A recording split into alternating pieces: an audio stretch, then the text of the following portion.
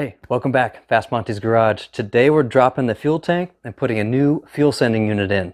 So those of you that have a GM car or any tank that comes out the bottom of the car and you want to change your fuel sending unit, this is how to do it. I'm going to go through the whole procedure. Now, why am I changing my fuel sending unit? That's a great question. I need to change to AN style fittings, Army Navy. Now, in order to do that, I have a few different options ahead of me. I could get a whole new fuel tank or new fuel cell, make some serious modifications to my gas tank, or go to RobbMC Performance and get this killer new pickup that they supply and make. It kills 3 birds with 1 stone. You want higher flow to your carburetor or whatever system you're running, 1/2-inch tubing. You need a return line to add to your fuel tank. Take your stock unit out, put this one in, has a return line. You need AN fittings, they got you covered. Check this out. It typically comes as a barb fitting, but you can get -6, -8, or -10. So why am I converting to AN? That's a surprise. You'll have to wait to the end. But make sure you subscribe, because the next project I have in line is going to blow your mind and hopefully give you some ideas for your project. So let's get this started. All right, first step before we take the fuel tank out, we have to disconnect all of our lines. Now at the top of your neck, you might have a vapor trap or vent. And if this is stubborn, and this goes with any rubber hose line, if you can't turn that, I like to take my channel locks or pliers and just break it loose. And so now I can twist it. And once you can twist it, you can take it off. So I'm holding the neck so I don't pull the neck too much while I'm pulling the hose. Oh, man. Okay, that's a little harder than I thought. Let's go ahead and move to get the other lines off in the same manner, and let me show you where the wiring is. All right, you need to find your sending unit wires. You're going to have a black ground wire. It's probably going to be either spaded or bolted directly to the body somewhere. And then the signal wire that goes to your gauge. So you have to find them, either cut them or disconnect them, however they're connected on your car. And we can go to the next step. All right, guys, here's the front of the tank, pointing to the front of the car. 2 straps on each side. This is the tightening bolt. And here's the back of the differential. And this is looking straight up. The problem here I have is the exhaust. You can see it right here. We have to, after we support the load, I would prefer you guys use a transmission jack or 2 really strong friends. So once you have it supported, we take these straps off, and then we have to lower the tank about 1 inch. You can see about 1 inch, 1.5 inches here, and move forward so the neck goes up in the neck hole. Drop it down, and then we can clear the differential and then go back and down. So that's the plan. Let's see how it works. All right, so I have my tank supported. I took my straps off, and notice they start like this.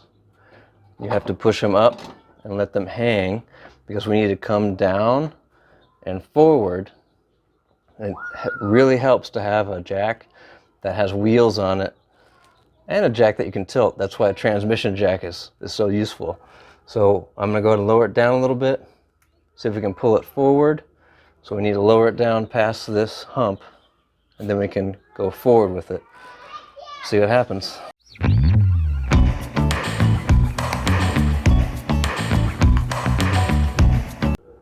All right, team, problem I'm having is that clearance between the exhaust pipe and the gas tank. So I didn't want to, but I have to take these exhaust pipes off. Oh well. All right, exhaust is out, guys, so now we can just drop it down and back. Oh my gosh. All right, guys, take 2. Boy, oh boy. So I'm just supporting the weight right here on the neck.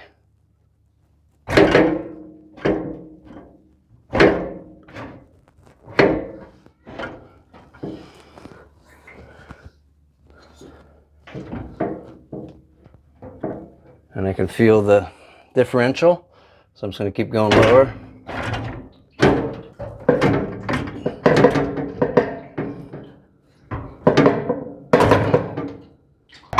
Hey, there we go. All right, so if you're curious how to get the straps out, you actually have to put them all the way back up and then some, and then they'll come right out just like that. I'll meet you back in the shop. So here's the stock-ish, quote unquote, sending unit. Some of you may or may not have a return line, but these just screw in. All the GM versions screw in. What I'm concerned about though, see this elevation here? When we put the RobbMC unit in, I want to see how high that is because the body is like right here. Same with this length. So we'll find out in a second. So what you do is there's this little key. You just tap it.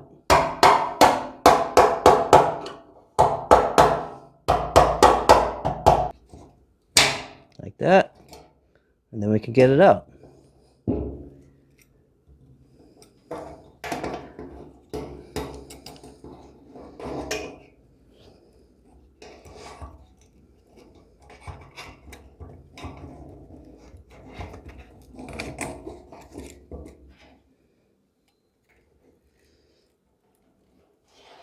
There we have it. So let's go ahead and put this on the bench and show you the differences between the two units. All right guys, if you ordered your RobbMC unit with an AN adapter, which I did, I have size 6. It comes with these cool fittings already attached. We just have to tighten them. So F means the fuel line, so I'm going to make sure at least one F is pointed down. So this is down towards us when we're actually connecting our AN lines, and the other one says R for return.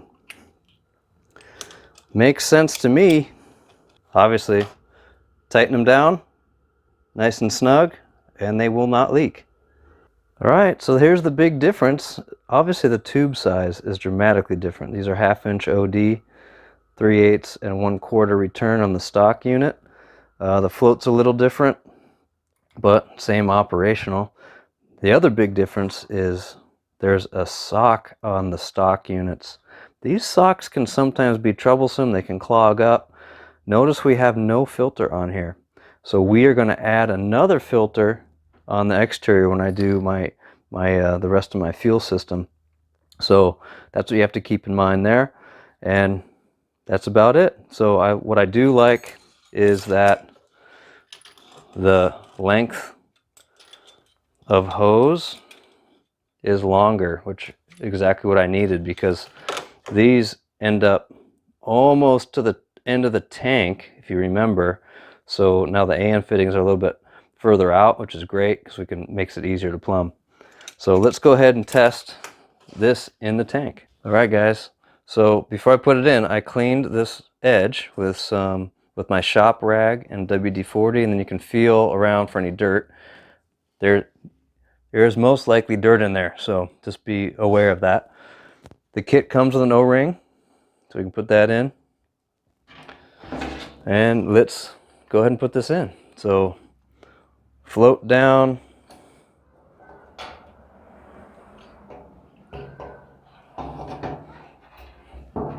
Just like that.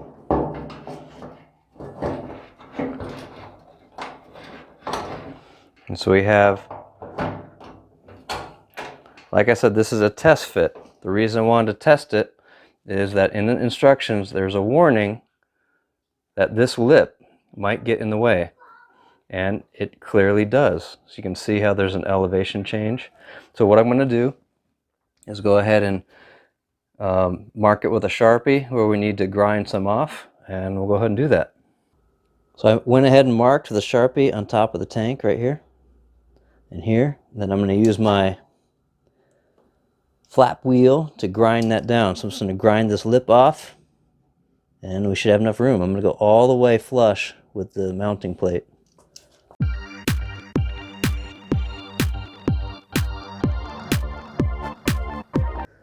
All right, there we go. So it's nice and flush. You can tell it's flush when you start polishing the main part of the bracket. So So I might just deburr a little bit, and then I'm going to get my shop vac and clean all this up. Alright guys, before we install this in the tank, we need to talk about wiring real quick. I went ahead and compared the lengths for my ground, and I have excess length here on the new unit, and this actually used to connect to this here, like that, and this extra negative was to my old electric pump. I'm remounting the pump in a different location, so I don't really need this harness, but I do need to make sure these two holes match, and they don't. So I am going to cut this one off and put a bigger eyelet on there, and when I do that, I'm actually going to solder it, because I can break this plastic off, solder it, and it will never come off. You don't really have to worry about covering it because it's a ground, unless you're right next to a positive source.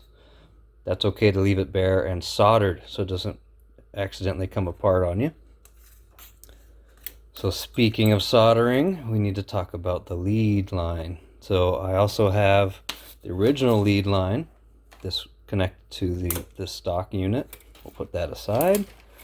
And just based on length, I have plenty of extra to get through the trunk. So I have a hole for this. This goes through the trunk. So I'm going to go ahead and cut this off, and I'm going to put a bullet butt connector on, and I'll show you guys.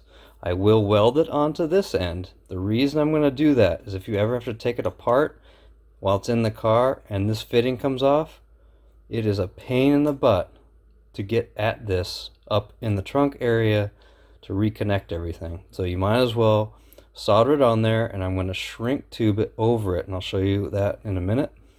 This side I will do the same because I have it out of the car, but the rule of thumb is once it's in the car, you can take it out and solder where you can. Alright team, this is the bullet connector I was talking about. So I'll splice this onto the original wire, but I already soldered this. So this is not coming off. It's not going to shatter, it's not going to shake loose. And then we put some shrink wrap on it, like so.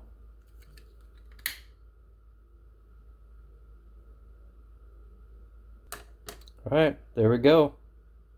Alright, male and female. Just like that. If you're wondering how I did that, I took this connector, put it in the vise, just big enough to support the OD, and then hit a drift right through there. Popped it right out.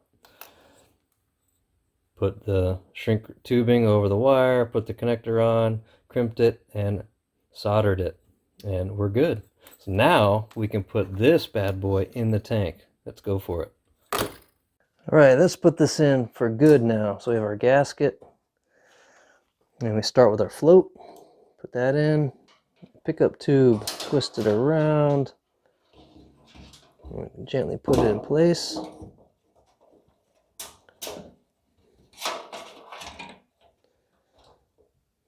Make sure we have our tubes pointing straight back on the tank.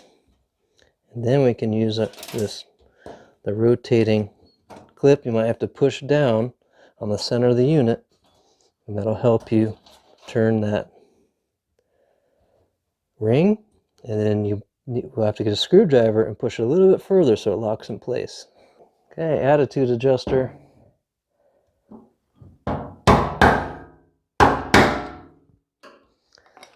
There we go. We're pointed straight back. Our tabs are fully locked. I can't move it.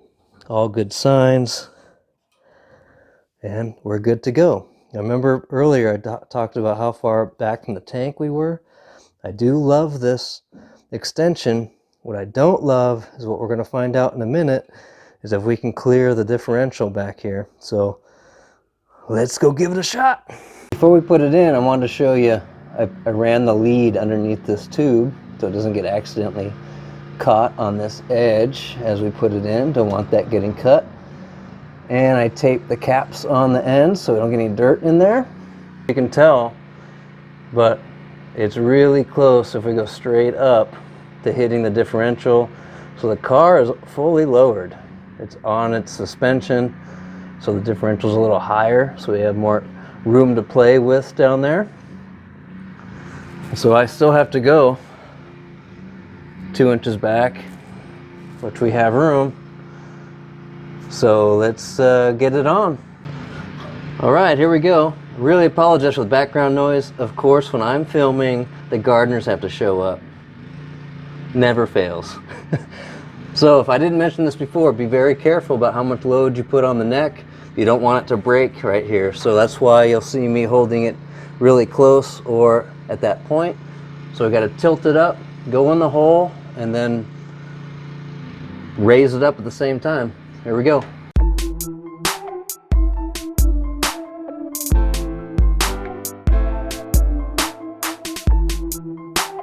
All right, there we go. And I totally forgot to put the straps in. So let me go redo this again. All right, so where were we?